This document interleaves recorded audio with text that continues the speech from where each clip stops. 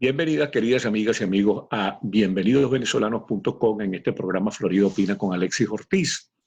Bueno, hoy vamos a hablar de un tema bastante interesante y llamativo, y es la publicación de un libro que está llamado a hacer un impacto, un bestseller, un libro que va a dar mucho que hablar. Se llama Los Hermanos Siniestros. Es un libro inspirado en la acción, digamos, deletérea, la acción corrosiva de estos hermanos Rodríguez, que son sustento de la narcodictadura venezolana. Y este libro ha sido escrito por una venezolana de lujo, Ibellis Pacheco, una periodista de investigación. En el año 1988 ganó el Premio Nacional de Periodismo e Investigación, egresada de la Universidad Central de Venezuela, fue jefa de redacción del Nacional. Tiene una gran experiencia periodística en la Universal, Radio Caracas Televisión, en Diario de Caracas, en varios medios, y actualmente tiene su propio programa de 3 minutos con La Pacheco, así se llama, en NTN 24. Bienvenida, Ibellis Pacheco. ¿Cómo estás? Ya no estoy en NTN, pero igual salgo, tengo un podcast, uno va cambiando, ¿no? Sí, claro. Aunque NTN 24 es mi casa. No, y ahí hay gente muy querida, ¿no? Sí. Hay gente muy querida, está Moisés Naín, está nuestra amiga, ¿cómo se llama? Bueno, imagínate, Dania Chirino. Y Dania Chirino. Dania Chirino yo la recuerdo con mucho cariño, incluso. Sí, una gran profesional y muy buena amiga, es correcto. Tremenda profesional. Lo que pasa es que la tendencia, sobre todo de los venezolanos que vivimos en el exilio, es que, y ya cuando yo llegué, o sea, había tomado la decisión de la autonomía profesional, porque las redes y todas las posibilidades tecnológicas te permiten pues que tú seas tu propio medio. Ya uno se va convirtiendo sí, en un medio de comunicación como entidad. Sí, las redes, que es cierto, las redes te potencian y también pueden destruir a los que no se manejan con responsabilidad. Claro. Bueno, mi querida Ibellis, y qué bueno estar contigo. Siempre es muy grato conversar con una mujer culta y una investigadora acuciosa, muy exhaustiva como tú. ¿Cómo se te ocurrió escribir ese libro, Los Hermanos Siniestros, querida hermana? Bueno, en la realidad venezolana no es que a uno se le ocurre. Es una cotidianidad muy dramática y paradójicamente, pero lo es muy inspiradora para historias, ¿no? Porque constantemente vemos que en nuestro país, como bien lo digo, ahí sobreviven los venezolanos en un infierno. Y así está planteado en el libro bajo esa óptica. Cuando uno escucha la tragedia que vive cada ciudadano y las condiciones en las que no es que viven, sobreviven, entiendes que hay que poner los ojos y la atención sobre esa realidad del territorio venezolano. ¿Y qué destacan allí? Pues los villanos, demasiados villanos civiles y militares de distinta tendencia y con un único interés, el poder y el dinero, claro está. Por eso es que hablo sobre la codicia y el odio en el confort del horror, porque de eso se trata. Y básicamente Los Hermanos Siniestros, que es una historia novelada, porque es realmente una novela inspirada en hechos de la vida real, pero que como toda ficción, pues, quedará en la libertad del lector decidir qué es lo que es cierto y qué es lo que es cierto y qué es lo que es parte de la imaginación, ¿no? Claro. Ahora, la verdad es que si alguien es representante de la perversidad de la narcodictadura venezolana, es este caballero Jorge Rodríguez, que además es psiquiatra y es especialista en manipulación de la personalidad individual y colectiva. Y es un personaje sumamente interesante en ese sentido, porque es un personaje de una psiquis compleja, que vive con un insuperable resentimiento por la muerte del padre. Y tú has manejado eso con mucha destreza, Ibellis. Lo que pasa es que tú me estás hablando del viceministro, del vicepresidente del área social y comunicacional, Claro. y es una cosa distinta el personaje que puede haber inspirado ese psiquiatra, pero el personaje que yo desarrollo en Los Hermanos Siniestros. A mí me gusta siempre aclarar porque no es una diferencia sutil, es una diferencia importante, porque no es un reportaje de investigación, y en esto quiero ser muy responsable, ¿no? Cuando uno hace un periodismo de investigación es porque está segura del hecho verificado, ha tenido la oportunidad de escuchar la contraparte y de los seres involucrados. En este caso, si yo estuviese escribiendo literalmente de Jorge Rodríguez, tendría que haberlo entrevistado a él. Por eso me refiero que sí, son unos personajes que literariamente son prolíficos. Y que coincido contigo, que hacen mucho daño. No, me encanta que maneje las cosas así con esa responsabilidad y la deje bien clara, bien precisa, para ser honesta, pues, para jugar con la ética. Pero lo que te quería decir es que es interesante encontrarse con personajes como ese caballero, porque son personajes que están allí como pintados para la novela, pues, porque tienen una personalidad, en su perversidad, tienen una personalidad muy rica.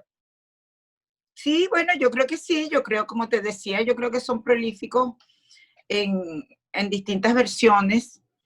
Creo que además están en el primer anillo del poder, es decir, que tienen una injerencia directa en lo que significan las decisiones fundamentales sobre el país y por lo tanto sobre los ciudadanos y por lo tanto una gran responsabilidad sobre lo que está ocurriendo, ¿no? Y sin embargo, no son el prototipo del chavismo los hermanos. Yo diría, en el caso de los hermanos Rodríguez, si hablamos de ellos, ellos se maquillan de cierta cultura y gentileza, que yo creo que al final no. Yo creo que el chavismo tiene una oscuridad que es imposible de ocultar, ni siquiera con las marcas más caras que se pongan encima. Sí, y tú has hecho un trabajo bastante plausible, ¿no? Que se debe reconocer estudiando todas esas manifestaciones, digamos, de la fenomenología venezolana de las 2 últimas décadas y pico, que han hecho aparecer este tipo de personajes. Y bueno, y otros que vienen de antes, pero que terminaron teniendo un desarrollo significativo en este periodo de la pesadilla castrochavista. Por ejemplo, ya tú hiciste una novela que a mí me dejó muy impactado y a mucha gente gustó muchísimo, que es La sangre en el diván, que también tiene alguna inspiración en un psiquiatra que actuó de una manera muy antiética como profesional y que jugó un papel importantísimo en la vida venezolana, porque hasta fue rector de la Universidad Central de Venezuela y fue candidato presidencial del Partido Comunista. O sea que el doctor Edmundo Chirino, en mi juventud. En mi claro, juventud, en el diván sí fue un reportaje de investigación. Sí. Formalmente hablando, es decir, que Sangre en el Diván, yo lo inicié desde el principio, lo planifiqué como un reportaje de investigación. Fíjate la diferencia, que yo entrevisté a Edmundo Chirinos porque era un reportaje de investigación. Me costó mucho, por cierto, pero lo logré, bueno, porque sin esa entrevista habría sido un libro incompleto y yo no me atrevería a decir con el rigor que me atrevo ahora que es un reportaje de investigación, porque habría faltado su voz. Sin embargo, no solo lo entrevisté durante casi 40 horas, tanto que generó un capítulo ya legendario que se llama El Delirio, donde ¿se llama?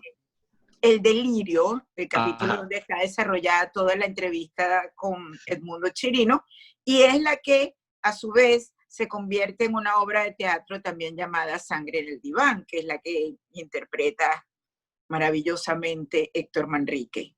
Sí, señor. Ahora fíjate tú, esa vocación de ir al fondo de las cosas, bueno, que la tiene todo periodista, pero sobre todo los periodistas que se dedican a la investigación, es algo muy interesante porque se llega realmente a la raíz de la noticia. ¿Sí? La gente termina enterándose de aquellas cosas que por lo general no salen en la prensa. Y si salen en la prensa, salen de una manera distorsionada. Entonces, entonces háblanos un poquito de otro libro que también impactó muchísimo. No sé si tú lo catalogas de novela o de reportaje novelado o de periodismo de investigación, que fue el de las Mises, ¿no? El de, Y ¿cómo las se llama? muñecas de la corona. Las muñecas de la corona. Estaba viendo aquí, pues yo no soy un muchacho como tú, a mí se me olvidan las cosas. Estaba viendo aquí en la chuleta las muñecas de la corona. Bien, bien grato. Bueno, bien ingrato el tema, pero bien grata la lectura de ese libro fue para mí. Sí, bueno, también sí es una novela porque digamos que sería mi primera novela porque yo decido hacer novela ya en el exilio, mientras yo vivía en Venezuela y tenía la oportunidad de acudir a las fuentes de la realidad, pues a la realidad que yo he aludido por como reportera de investigación, pues escribí reportajes de investigación, pero yo una vez que tuve que partir de mi tierra y me asenté aquí, pues decidí que iba a hacer novela, que iba a inspirarme y no iba a abandonar en mi país con la temática, que iba a seguir con la información que manejaba, que es mucha y es constante, y con las fuentes que sigo teniendo, y las nuevas, porque digamos, el exilio te da una visión distinta y te comunica de una manera distante, pero a veces muy cercana, porque la gente confía más en depositarte la información si tú no vives en Venezuela porque sabes que estás menos acechada que los reporteros que viven en territorio venezolano y que están afectados por no solo por la crisis cotidiana donde no disponen de recursos, no tienen luz, están perseguidos, no tienen dinero, sino que ciertamente el GEDO cubano hace su trabajo. No, y Así también que, y las fallas en los servicios públicos. Fíjate tú que claro, por eso no tienes nosotros internet. estuvimos grabando un programa de esto con un amigo tuyo y mío, con Omar González Moreno, y nos tardamos una media hora en comenzar y estábamos muy asustados, Pedro, el productor general de Bienvenido Venezolano y yo, porque decíamos, Dios mío, si se fue la luz, en Venezuela no podemos hacer el programa. Y entonces, realmente esas son las cosas que ocurren. La gente vive en ascuas, la gente vive con el corazón en la boca. Entonces, claro, eso es terrible, pero da mucho chance para la literatura. Da mucho chance para la literatura hacer periodismo en esas condiciones, sin embargo, es muy dramático. Claro. Porque como tú bien describes, pues, si no tienes ni siquiera posibilidad de comunicarte, no puedes, y ahora con la pandemia ni siquiera puedes salir a la calle, cómo manejas la realidad, cómo tienes acceso a lo que está sucediendo en tu entorno, pues es muy, muy, muy complicado y dramáticamente complicado, a menos de que ya no hay gasolina, todo lo que... Es bueno recordarlo cuando se habla de esto, ¿no? Porque es un infierno. Ahora, Pero, si hay un libro tuyo que yo no he leído, ¿no? Se llama El grito ignorado, creo, ¿no? sí, sí. Entonces, me gustaría que le explicáramos a la gente de qué se trata, cómo lo hiciste, porque también es importante que la gente conozca ese trabajo tuyo. Fue un caso que pasó en Guanare, estado portuguesa, la ciudad, bueno, clásica religiosa de los venezolanos, porque es la sede de nuestra patrona, la Virgen de Coromoto, ¿no? Claro, sí. Y un pueblo tranquilo, a pesar de que es la capital del estado portuguesa, es tranquilo, y un buen día se levantó, no diría que en armas, pero socialmente iracundo, y la razón era que un niño, casi un bebé, apenas tenía los 5 o 6 años, había ingresado a un centro hospitalario donde había fallecido, y a primera vista y después profundamente era evidente que había sido abusado de manera continua y por mucho tiempo. Y el escándalo era mayor cuando se entendió que estaban involucradas su madre, la mamá de Dayan González y su pareja. Qué barbaridad. Y a mí me llamó, bueno, yo me fui de inmediato al lugar, pero además me llamó poderosamente la atención que nuevamente me tropezaba con lo mismo que me había tropezado en el caso de Sangre en el Diván, y era la sociedad cómplice. Es decir, Dayan muere porque la gente no quiso ver que a Dayan le era más cómodo, con alguna irresponsabilidad, Es decir, le podía parecer una complicación denunciar que los gritos de Dayan era porque estaba siendo maltratado y las marcas de quemadura y de mordiscos y de golpes y su llanto y los dedos partidos. En fin, una tortura continua y pública, porque hasta en un restaurante pues, le habían arrancado los labios con un tenedor que le habían enterrado. No, una cosa terrible Espantosa. y dolorosa. Y hasta que murió, ¿no? Se murió. Qué terrible. Mira, y eso de la complicidad social con ese tipo de cosas espantosas, abominables, ¿cómo operó en la prostitución de las misas venezolanas, que tú lo tratas con mucho acierto en tu libro Las muñecas de la corona? Sí, ahí el tema de un concurso de belleza y la injerencia clarísima de la perversión del chavismo es fundamental retratarla, ¿no? Porque el chavismo, en la medida que fue insurgiendo y enriqueciéndose, pues se consideraba con derecho no solo a tener un Lamborghini o el reloj más caro o las perlas más pesadas, sino también a la representante de la belleza venezolana, y mejor si había ido a un concurso internacional y había triunfado. Se acostumbraron pues a manejarlo de verdad como un comercio terrible, ni siquiera puedo decir como ganado, porque ofendería al ganado este tratamiento que han sufrido muchas mujeres, no todas, pero digamos que muchas. Así que cuando empiezo algunas terminaron o de amantes o de esposas de los jerarcas del chavismo. Y sí, bueno, porque a muchos de ellos les encanta una concursante de belleza, así como, pero el trato suele ser como si lo hubieran comprado, ¿no? Claro. Una tienda. Es una cosa muy delicada.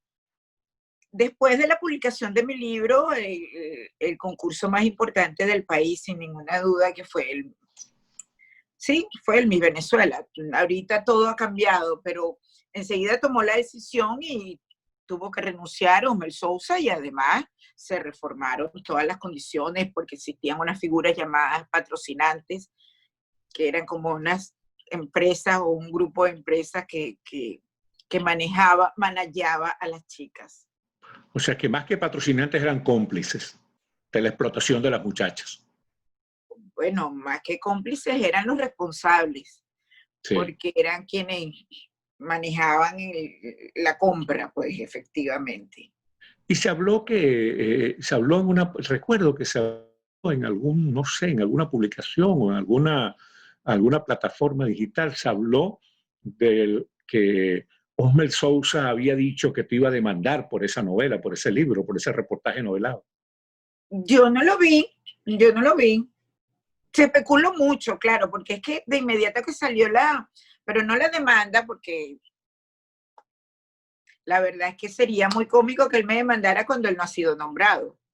Claro, él no fue expresamente nombrado. Si tú de tonta no tienes un pelo, tú eres una criolla muy astuta. Pero vamos a volver a los hermanos siniestros. ¿Cuál es la idea? ¿Cuál es el propósito? ¿Por qué la gente tiene que leer Los Hermanos Siniestros? Y antes de que Ibellice responda a esta pregunta, que ya estamos al final del programa, debo recordarle que todos los libros de Ibellice están en Amazon, o sea que son de acceso muy fácil. Vamos a ver, ¿por qué un ciudadano debe aprovechar esta experiencia tuya vertida en ese libro y debe leerlo, Los Hermanos Siniestros?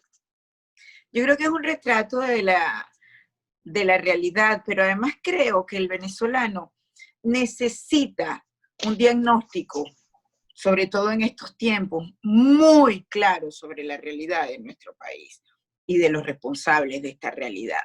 En un país que apenas percibe una limitadísima información por la censura, y que muchas veces la arbitrariedad de las redes pues desordena todo y no le permite ver con claridad lo que está sucediendo. Y el retrato de no solo del presente, del pasado, te permite conocer qué es lo que está sucediendo, quiénes son los responsables. Bueno, y probablemente el conocimiento te lleva a manejar mejores estrategias para seguir luchando y salir de esta situación tan terrible, ¿no? Sí, señor. Bueno, esta fue Ibellice Pacheco, venezolana, periodista, UCEBista, Premio Nacional de Periodismo e Investigación, con su libro Los Hermanos Siniestros. Vamos a comprarle ese libro, vale la pena. Muchísimas gracias, mi querida Gracias, Ibellice. Alexis, fue un placer. Que Dios te bendiga y la Virgen del Valle. Y muchísimas gracias a ustedes por haber tenido la amabilidad y la paciencia de vernos y escucharnos. A la próxima.